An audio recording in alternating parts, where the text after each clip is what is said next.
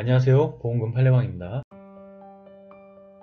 자택 베란다에서 추락한 경우 과거 가출 시 여름옷과 신발을 챙겼고 새 휴대전화를 개통하였고 사망 이후 날짜까지 숙박비를 선결제하여 두었다면 자살사망보험금은 부책인지 여부에 대하여 서울중앙지법 2024 가단 54442825 토대로 명확히 살펴보도록 하겠습니다. 기초사실. 망인은 2021년 5월 18일 제주시 지아파트 7층 자신의 거주지 베란다에서 추락하여 사망하였습니다. 재판부의 판단. 쟁점. 망인의 사망이 이 사건 보험 약관상 면책사유로 인정될 수 있는지 여부. 불리한 사실 내지 사정. 피고는 망인이 사망 전 작성한 편지, 망인의 형 이의 진술서, 망인이 신변을 비관하여 스스로 극단적 선택을 한 것으로 보인다는 변사사건 발생 통보서의 기재 등을 근거로 망인이 자살하였다고 주장하고 있습니다. 유리한 사실 내지 사정. 그러나 한편 피고가 제출한 증거들만으로는 망인이 자살하였다고 단정하기 어렵고 달리 이를 인정할 증거가 없습니다.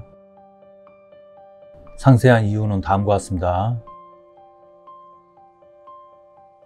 망인의 편지는 사망 일주일 전 가출 무렵 작성된 것으로 보이는데 그 내용은 자신의 현재 상황에 대한 고백과 그에 따른 감정 표현에 국한되고 자살에 대한 결의나 의사표시로 보기는 어렵습니다. 편지에는 망인이 심한 경제적 압박을 받고 있었고 이로 인하여 느끼는 피로감, 가족에 대한 미안함과 부채의식 등이 나타나 있으나 자살에 대한 예고나 결의를 보였다고 볼 만한 언급은 보이지 않습니다. 오히려 어떤 결정을 하더라도 연락 모든 가족에게 꼭 드리겠습니다. 마음 정리되는 대로 연락 한번 다 드리고 행동할 테니 힘들게 찾지 마세요. 사람들 잘 안 다니는 곳에서 생각 좀 할 거라서 찾기 힘들 거라고 등으로 자신은 생각을 정리하기 위하여 잠시 떠나 있을 것이니 가족들이 불안해할 필요 없다는 취지의 내용만이 확인됩니다. 망인은 다에게 채무로 가출하였으나 망인의 부친이 채무를 모두 변제해 주기로 하였고 망인은 여동생으로부터 들어 그 사실을 이미 알고 있었으므로 망인이 다에게 채무로 인하여 신변을 비관하였다고 보기는 어렵습니다. 한편 망인은 가출이 장기화될 것에 대비하여 여름옷과 신발 등을 챙겨서 가출하였고 새 휴대전화를 개통하였으며 육지로 건너갈 계획을 세우고 사망 이후 날짜까지 숙박비를 선결제해 두기도 하였으며 사망 당시 469만 원 상당의 거액을 소지하고 있었는데 이는 자살을 계획한 사람의 행동이나 모습으로는 보기 어렵습니다.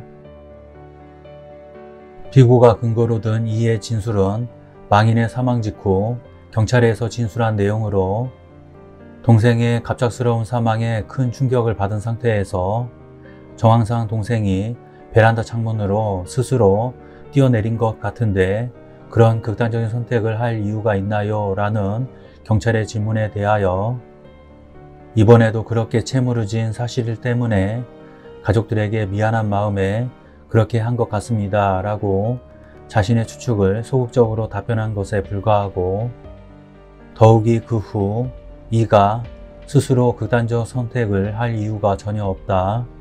아버지 뵐 낯이 없어 급히 몸을 피하다가 시족사 하였을 가능성이 매우 높다는 내용의 의견서를 경찰서에 제출하기도 한 점에 비추어 위 진술로서 망인의 자살을 단정하기는 어렵습니다.